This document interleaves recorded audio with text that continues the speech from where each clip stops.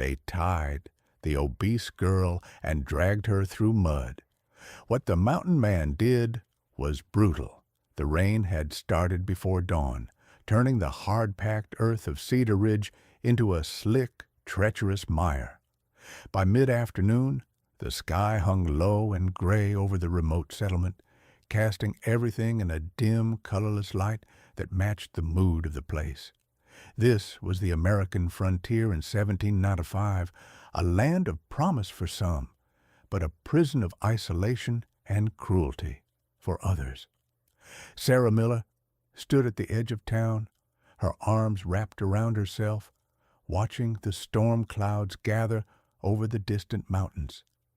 She was 17, and her body carried weight that made her different from the other girls in Cedar Ridge.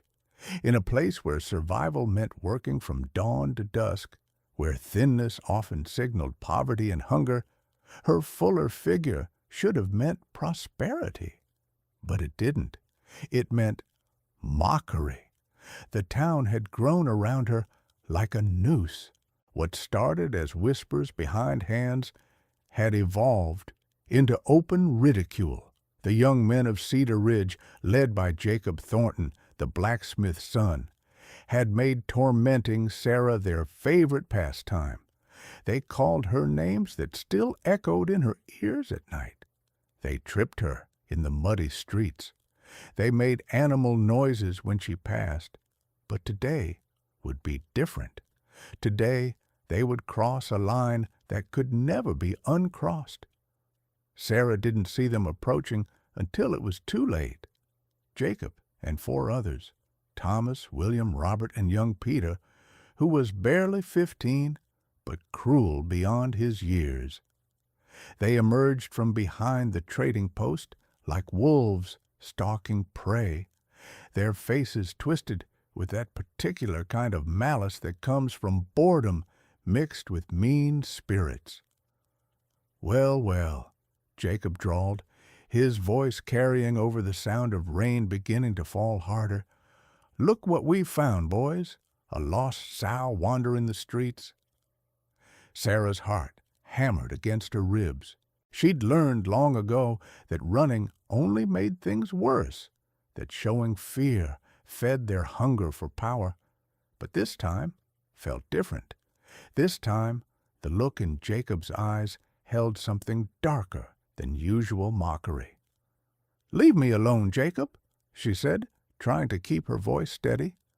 "Or what?" He stepped closer, and the others fanned out around her, cutting off escape routes. "You'll sit on us?" The others laughed harsh, ugly sounds that mingled with the increasing downpour. Rain plastered Sarah's hair to her face, mixing with the tears she refused to let fall. What happened next occurred so quickly that Sarah barely had time to scream. Strong hands grabbed her arms, yanking them behind her back. She struggled, her boots slipping in the mud, but there were too many of them. They dragged her toward the edge of town where a wild horse, recently caught from the plains, had been tethered to a post. "No!" Sarah's voice finally broke free in a shriek of terror as she realized their intention. "No, please, someone help!" But the windows of Cedar Ridge remained closed. The doors stayed shut. Fear kept the townspeople inside, or perhaps something worse than fear and difference. After all, Sarah was different. Sarah was alone. And in a place like this, standing up for someone different meant making yourself a target. Jacob pulled rough rope from his saddlebag, the kind used for cattle, coarse and unyielding. With practiced efficiency born from years of ranch work, he bound Sarah's wrists together so tight that the hemp bit into her skin. Then, with a grin that would haunt Sarah's nightmares for years to come, he tied the other end to the horse's tail. "Let's see how fast a pig can run," Jacob said, and struck the horse's flank with his riding crop. The animal screamed and reared, its eyes rolling white with panic. Then it bolted, Sarah's scream was torn from her throat as her arms were nearly ripped from their sockets. Her feet scrambled for purchase, but found only slick mud. The horse dragged her through the center of town, past the trading post, past the church with its hypocritical steeple, past homes where people she'd known her whole life hid behind curtains and watched. The mud was everywhere in her mouth, her nose, her eyes. Each stone in the road felt like a knife against her body. The rain poured down relentlessly, and behind her she could hear Jacob and his gang following on their own horses, laughing, shouting encouragement to the panicked animal pulling her through hell.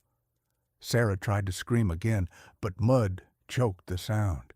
Her dress tore, her skin scraped raw against rocks and debris. The cold seeped into her bones, and for a terrible moment she wondered if this was how she would die, dragged through the mud of a town that had never wanted her, killed by boys who saw her as less than human. The horse pulled her out of town, into the valley that led toward the mountains. The laughter faded slightly, replaced by the roar of wind through the canyon and her own ragged breathing. Each second stretched into eternity. Each yard felt like a mile. And then, cutting through the chaos, Sarah heard something else, a sound like thunder, but different, rhythmic, powerful. Footsteps. The mountain man they called Cain had been living in the high country for 3 years. Nobody in Cedar Ridge knew much about him, except that he'd arrived one winter's night, half dead from exposure, and disappeared into the wilderness as soon as he could walk. He came down from the mountains occasionally to trade furs, always silent, always alone. Cain was massive, not fat like the town called Sarah, but built like the mountains themselves, all muscle and hard edges, weathered by wind and snow. His dark hair hung past his shoulders, often tied back with a leather cord. His face carried scars that spoke of violence survived, and his eyes held a depth of pain that most people couldn't bear to meet. He'd been tracking an elk through the valley when he heard it, a scream so full of terror and pain that it cut through the storm like a blade. Cain's head snapped up, his entire body going still in that way predators do when they sense prey. But this wasn't prey. This was something else entirely. The scream came again, weaker this time, almost swallowed by the wind. Cain didn't hesitate. He dropped the elk carcass he'd been carrying and ran. Most men couldn't have navigated the rocky terrain at anything faster than a careful walk, especially in the rain. Cain flew across it like something born from the wilderness itself. He leaped from boulder to boulder, slid down slopes that would have killed a lesser man, splashed through the swollen creek without slowing. His breath came steady despite the exertion, his focus absolute. He crested a ridge and saw them below the horse, dragging someone through the mud. Behind, 5 riders whooping and hollering like this was some kind of sport. Cain's vision went red at the edges. He recognized the girl. He'd seen her in town during his infrequent visits, always standing apart, always alone. He'd noticed the way others treated her, the casual cruelty. He'd noticed because he understood what it meant to be treated as less than human. And he'd noticed something else, something he'd never admitted even to himself. How her eyes, when they weren't clouded with hurt, held a kindness that this harsh land tried to beat out of people. How she fed the strayed dogs that wandered into town. How she left bread for the birds even when she had little herself. Cain had learned long ago not to care about people. Caring led to loss. and loss led to the kind of pain that broke a man from the inside out. But watching Sarah be dragged through the mud by those laughing boys, something ancient and primal awakened in his chest. He launched himself down the slope. The boys saw him coming, saw this massive, wild-looking man charging through the rain like an avenging spirit, and their laughter died in their throats. Jacob yanked on his reins, suddenly uncertain. This wasn't how this was supposed to go. This was supposed to be fun. Cain hit the valley floor at a full sprint, his boots barely touching ground. The wild horse, already terrified, sensed something even more frightening approaching and tried to veer away. Cain cut it off, moving with a speed that seemed impossible for someone his size. He caught the horse's reins in one hand and jerked backward with such force that the animal's feet actually left the ground for a moment. The momentum swing brought the horse around in a tight circle, and Cain used that motion to swing himself closer to where the rope attached to Sarah's wrists. The rope was thick, meant to hold a steer. Cain grabbed it with both hands and pulled, his muscles straining against the wet hemp. For a heartbeat, nothing happened. Then, with a sound like a rifle shot, the rope snapped. Sarah collapsed into the mud, gasping, barely conscious. Cain dropped to his knees beside her, his large hands surprisingly gentle as he worked at the bindings on her wrists. The rope had cut deep, drawing blood that mixed with the rain and mud. "I've got you," he said, his voice rough from disuse but somehow steady. "You're safe now." Then he looked up at the 5 boys on their horses, and his expression changed. Jacob had seen hard men before. His father was hard. The traders who came through were hard. But this was different. This was a man who'd been pushed beyond the boundaries of civilization, who'd survived things that would have destroyed lesser souls, who'd learned to answer violence with greater violence. "Right away," Cain said quietly. "Right now." Jacob, foolish with youth and false bravado, reached for the pistol at his belt. He never got it clear of the holster. Cain moved like lightning, closing the distance between them in 2 long strides. He grabbed Jacob's leg and pulled, yanking the young man from his saddle and sending him crashing into the mud. Jacob's horse bolted, leaving its rider alone and vulnerable. The other boys hesitated, torn between loyalty to their leader and the very reasonable desire to stay alive. That hesitation cost them. Cain didn't use weapons. He didn't need to. He grabbed Thomas's stirrup and flipped it, sending both horse and rider tumbling. William tried to turn his mount away, but Cain caught the reins and jerked the horse to a stop so abruptly that William flew over its head into a puddle. Robert and young Peter had enough sense to dismount and try to fight on foot. It didn't help. Cain caught Robert's wild punch in one hand, twisted his arm behind his back, and shoved him face first into the mud. Peter tried to run, but only made it 3 steps before Cain's hand clamped down on his shoulder and drove him to his knees. Through it all, Jacob tried to rally his friends, to coordinate some kind of attack. But they were boys playing at being men, and Cain was something else entirely, a force of nature given human form. Cain grabbed Jacob by the collar and dragged him through the same path Sarah had been forced to travel. The mud that had torn her skin now filled Jacob's mouth and nose.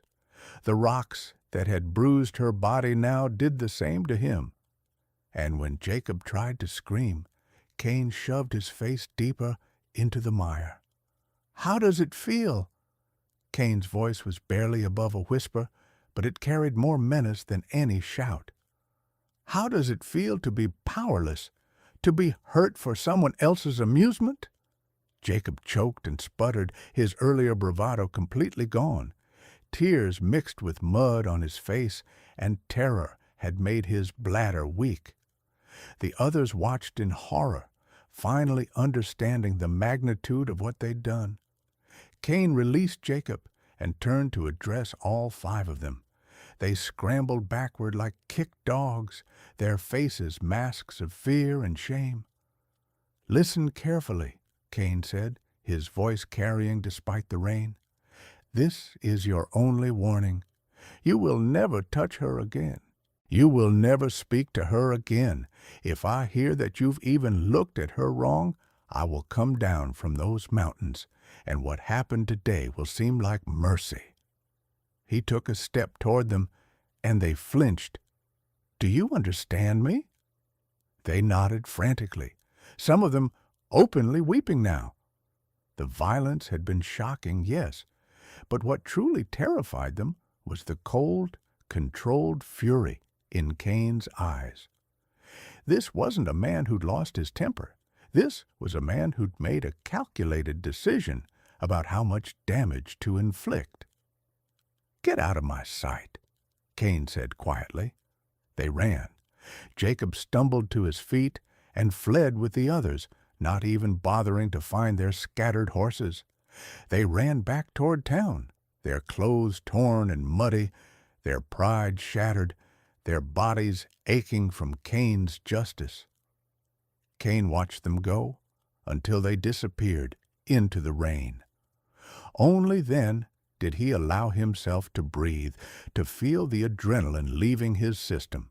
His hands were shaking slightly, not from fear, but from the effort of controlling himself.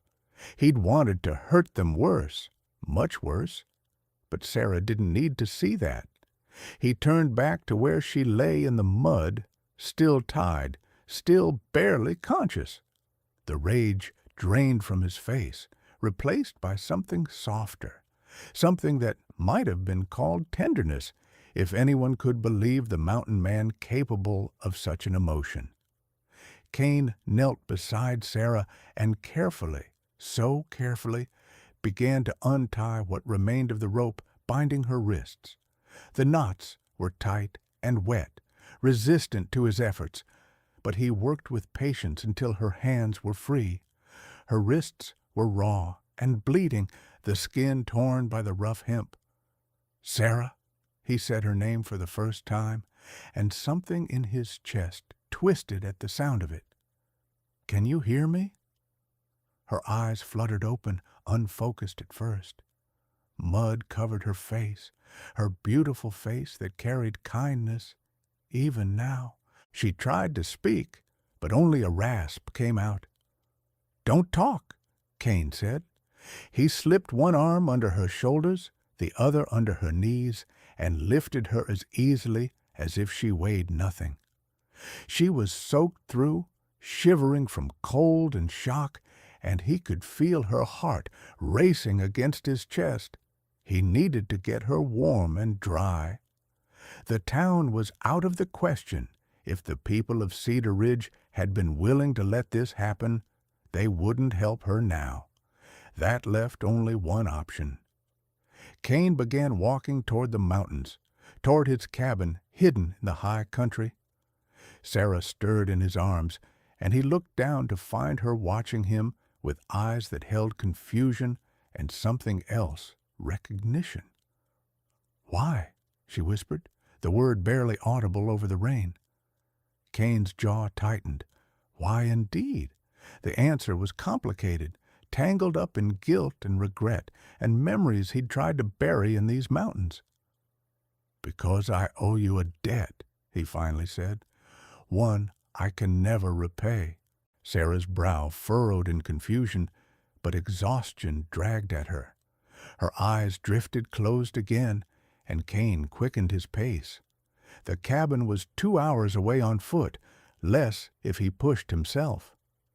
As he walked, carrying her through the rain, Cain allowed himself to remember what he'd spent 3 years trying to forget. 5 years ago, Cedar Ridge had been different, smaller, but somehow warmer. Kane had been different too, not the mountain man yet, just a young fur trapper named Daniel Kane who'd come west looking for fortune and freedom. The Millers had run the general store back then. John Miller and his wife Martha were good people, the kind who extended credit when times were hard and never asked for anything in return. Their daughter Sarah had been 12, already carrying the weight that made her different, already facing the casual cruelties of small minds. Kane had needed supplies for a long winter trapping season. He'd had furs to trade, but not enough, and his pride had kept him from admitting how desperate his situation was. John Miller had seen through the bravado and extended credit anyway. "Pay when you can," John had said with a warm smile. "No man should go into the mountains unprepared." Kane had promised to return in spring with payment. He'd shaken John's hand and left town, headed for the high country with his traps and his dreams of striking it rich. What he didn't know was that Jacob Thornton's father, the elder Thornton who ran the town with an iron fist, had his eye on the Miller property. The store sat on the best corner in Cedar Ridge, and Thornton wanted it for expansion of his own businesses. Kane also didn't know that the elder Thornton had approached John Miller with an offer to sell the store and land, leave town quietly. John had refused. The store had been in Martha's family for 2 generations. It was their daughter's inheritance. Thornton hadn't taken the refusal well. In the dead of winter, when Kane was miles away setting trap lines, a fire started in the Miller store. It spread quickly, consuming the wooden structure like kindling. John had run inside to save the ledgers, the records of who owed what, because those debts represented the trust people had placed in him. He never came out. Martha had tried to follow her husband into the flames. Neighbors held her back, and she'd screamed until her voice gave out. By morning, the store was ash. John Miller was dead, and Martha's mind had broken under the weight of grief. Sarah, at 12, had been left essentially orphaned. Her mother still breathed, but no longer recognized her own daughter. The townspeople took Martha to a church shelter in the next county, where she could receive care. Sarah was left alone with nothing. Thornton bought the land for a fraction of its value. Nobody questioned the convenient timing of the fire. Nobody wanted to challenge the most powerful man in Cedar Ridge. Kane returned in spring, flush with furs and ready to pay his debt.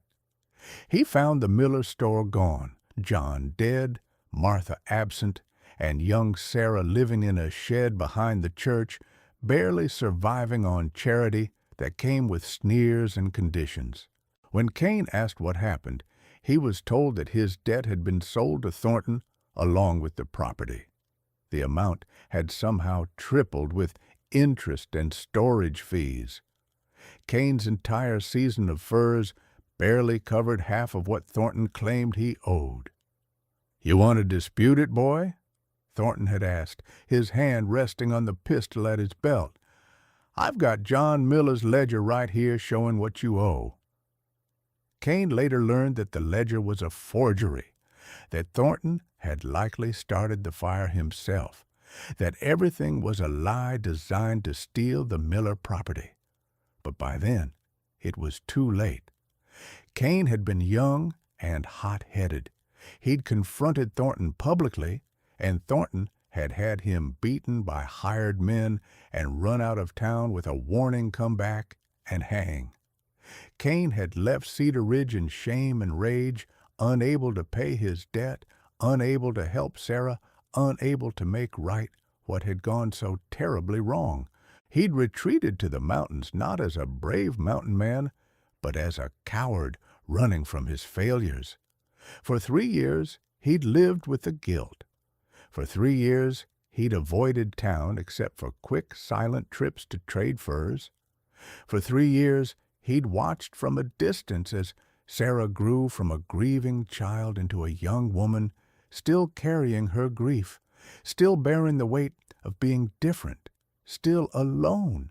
He'd told himself he was staying away for her own good, that his presence would only bring more trouble from the Thorntons.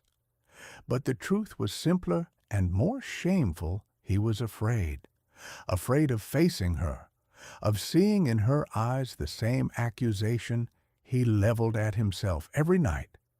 You should have been here. You should have saved them. And now, as he carried her broken and bleeding body through the rain toward his cabin, Cain understood that his debt had only grown larger with time. John Miller had trusted him. Martha Miller had fed him when he was hungry. And Sarah had smiled at him once, before her world fell apart, a kind smile that said she saw something good in him even when he doubted it himself. The rain began to let up as Cain reached the tree line. His cabin sat another mile higher, hidden in a grove of pines where few men ever ventured. It was crude but solid, built to withstand the harsh mountain winters. Sarah stirred again in his arms, and this time her eyes opened wider. She looked up at his face, studying him as if seeing him for the first time, though they'd crossed paths dozens of times over the years. "I remember you," she said softly. "You were kind to me once, before everything." Cain's throat tightened. "I wasn't kind enough. I should have stayed. I should have protected you and your family." "You were barely older than I am now," Sarah said, her voice weak but clear. "It wasn't your fault." But it was. Cain knew it was. If he'd been there, if he'd been stronger, if he'd been braver, maybe things would have been different. Maybe John would still be alive. Maybe Martha would still be sane. Maybe Sarah wouldn't have spent 5 years alone and tormented. They reached the cabin, and Cain kicked the door open with his boot. Inside, the air was cold but dry. He laid Sarah carefully on his bed, rough blankets over a frame of pine. Nothing like what she deserved, but all he had. "I need to get you warm," he said, his voice gruff to hide emotion. "You're soaking wet and going into shock." He built a fire in the stone hearth with practiced efficiency. Flames caught quickly, casting dancing shadows across the cabin walls. Then Cain turned his attention back to Sarah. Her dress was torn and muddy beyond salvation. She was shivering so hard her teeth chattered. Cain grabbed one of his own shirts from a peg on the wall, clean and dry, far too large for her, but better than the rags she wore. "I'm going to step outside," he said, laying the shirt beside her. "You need to get out of those wet clothes and into this. Can you manage?" Sarah nodded, though her hands were shaking badly. Cain turned his back and walked to the door, giving her privacy despite the urgency. He stood outside in the drizzle, listening to the sounds of her struggling with wet fabric, fighting the urge to help. After several long minutes, her voice came, "Okay." Cain entered to find Sarah wrapped in his shirt, which hung to her knees like a dress. She'd managed to remove her wet clothes, which lay in a muddy pile on the floor. Without the layers of soaked fabric, she looked smaller, younger, more vulnerable. He wrapped her in every blanket he owned and positioned her close to the fire. Then he heated water and cleaned her wounds with strips torn from a spare shirt. The rope burns on her wrists were deep and would scar. The scrapes from being dragged covered her arms and legs. But nothing seemed broken, and for that Cain was grateful. As he worked, Sarah watched him with eyes that held too much understanding. "They say you're dangerous," she said quietly. "They say you've killed men." Cain's hands stilled for a moment. "I have." "Why?" "Because they needed killing." He resumed cleaning her wounds, his touch gentle despite the roughness of his hands. "Some men make the world worse by living. Sometimes removing them is an act of mercy for everyone else." Sarah was quiet for a while, thinking. Finally she asked, "What about today? Will you kill those boys?" "No." Cain's voice was firm. "They're young and stupid, not evil. Fear will teach them better than death. They'll never forget what happened today, and that memory will keep them in line." "You could have killed them easily," Sarah observed. "Easy and right aren't the same thing." Cain finished bandaging her wrists and sat back. "Besides, you didn't need to see that. You've seen enough ugliness for one lifetime." Thunder rumbled in the distance and rain began falling harder again. They both listened to it drum against the roof, each lost in their own thoughts. "Why did you leave?" Sarah asked suddenly. "After my father died? You were gone for so long?" Cain closed his eyes. This was the conversation he'd dreaded for 3 years. "Cowardice." "I don't believe that." "Believe it." Cain's voice turned harsh, angry at himself. "Your father trusted me. He gave me supplies on credit when I had nothing. I promised to pay him back. I should have been here that winter. I should have seen what Thornton was planning. I should have stopped it." "You couldn't have known." "I should have known." Cain's fist hit the floor, making Sarah flinch. He immediately softened, hating himself for scaring her. "I'm sorry. I'm sorry for shouting. I'm sorry for not being here. I'm sorry for every day I let you face this town alone." Tears ran down Sarah's face, cutting clean tracks through the remaining mud. "I thought everyone had forgotten my father, forgotten what really happened." "I didn't forget. I'll never forget." Cain reached out hesitantly, then withdrew his hand, uncertain if he had the right to offer comfort. "Your father was a good man, the best I ever knew. He deserved better than what Thornton did to him." "Do you know for certain it was Thornton?" Cain nodded. "I've spent 3 years piecing it together, talking to travelers, learning about his other acquisitions. Thornton's built his empire on stolen land and convenient fires. Your father was just one victim among many." Sarah's jaw set with determination that looked strange on her gentle face. "Then why is he still walking free? Why hasn't someone stopped him?" "Because he's careful, because he has men loyal to him through fear or greed, because the law out here is whatever the strongest man says it is." Cain paused. "And because I've been waiting." "Waiting for what?" "For you to be old enough, strong enough, for the right moment." Cain met her eyes. Revenge taken too quickly can backfire, but revenge taken with patience. He let the sentence hang. Sarah shivered despite the fire's warmth. "I don't want revenge. I just want to be left alone."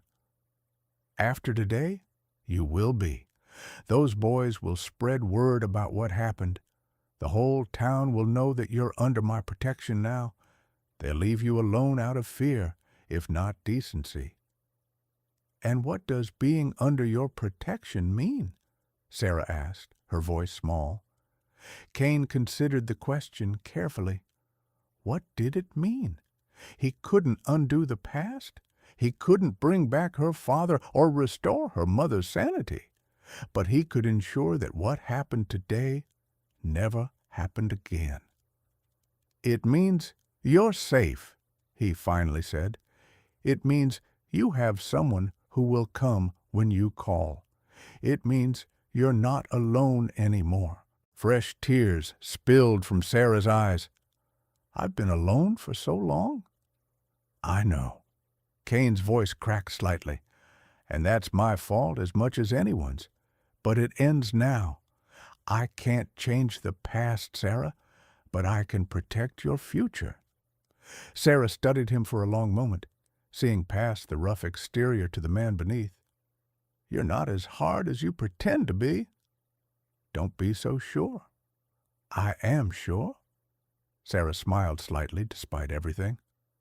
A truly hard man wouldn't have come running when he heard me scream. A truly hard man wouldn't have shown those boys mercy. A truly hard man wouldn't care about a debt to a dead shopkeeper.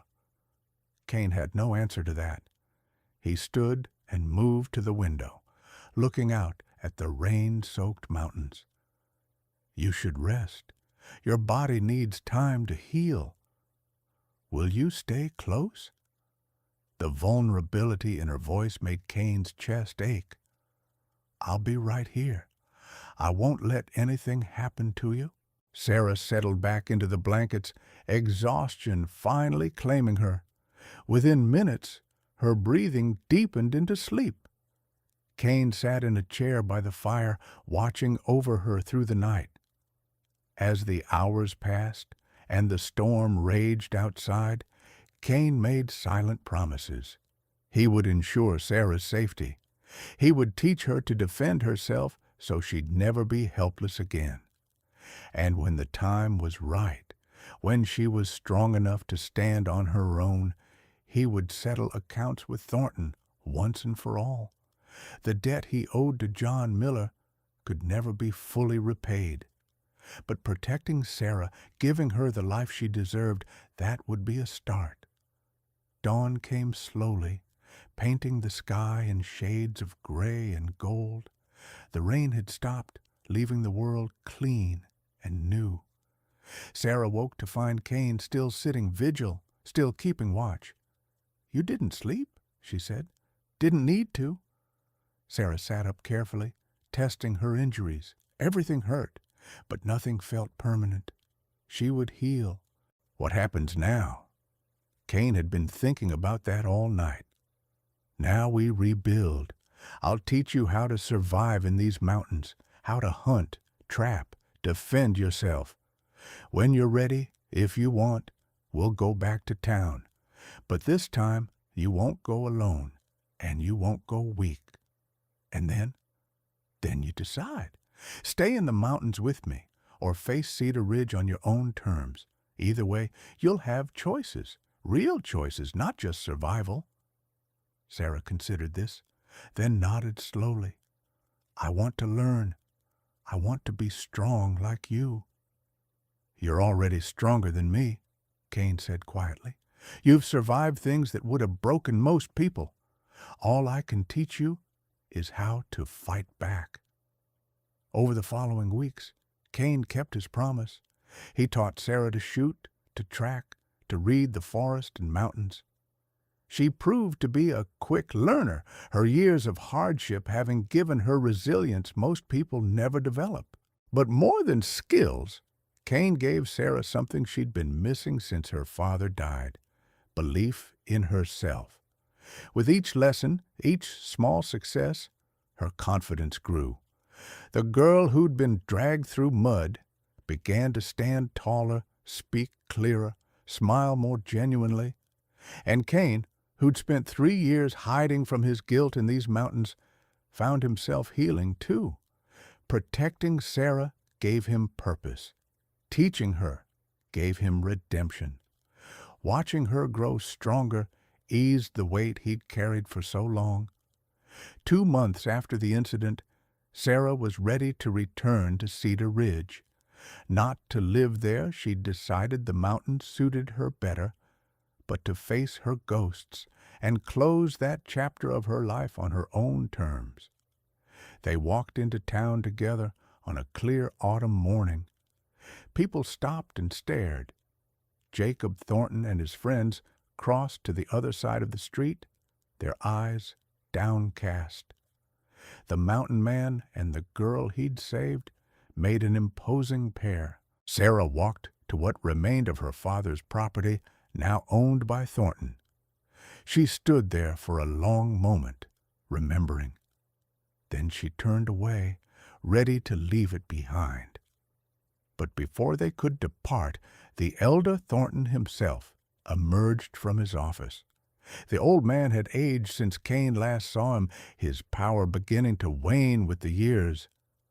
"I heard you were back, Cain," Thornton said, his voice lacking its former arrogance. "Come to cause trouble?" Cain said nothing, but his presence spoke volumes. He'd grown larger in the mountains, harder, more dangerous, and everyone knew what he'd done to the boys who hurt Sarah. Thornton swallowed nervously. "About that debt." "Keep it," Cain interrupted. "Consider it payment for the land you stole. We both know what you did, Thornton. The whole territory knows by now. I've made sure of it." The old man's face paled. "You've been talking to traders, lawmen, territorial governors? Funny how eager people are to investigate when they hear about suspicious fires and stolen property. You might want to enjoy what time you have left as a free man." Thornton's bravado crumbled completely. "Please, no." Cain's voice was cold. "You'll face justice for what you did to the Millers and everyone else you've destroyed. Not today, maybe not tomorrow, but it's coming. And when it does, I'll make sure Sarah gets everything you stole from her family." Sarah placed a hand on Cain's arm, a gentle reminder. He took a breath. Let the anger drain away. They left Cedar Ridge that day and never looked back. Sarah made her home in the mountains with Cain, not as something romantic. They were more like family, bound by tragedy and redemption, but as partners in survival. Years later, when territorial law finally caught up with Thornton and his empire fell, Sarah inherited the Miller property as Cain had promised.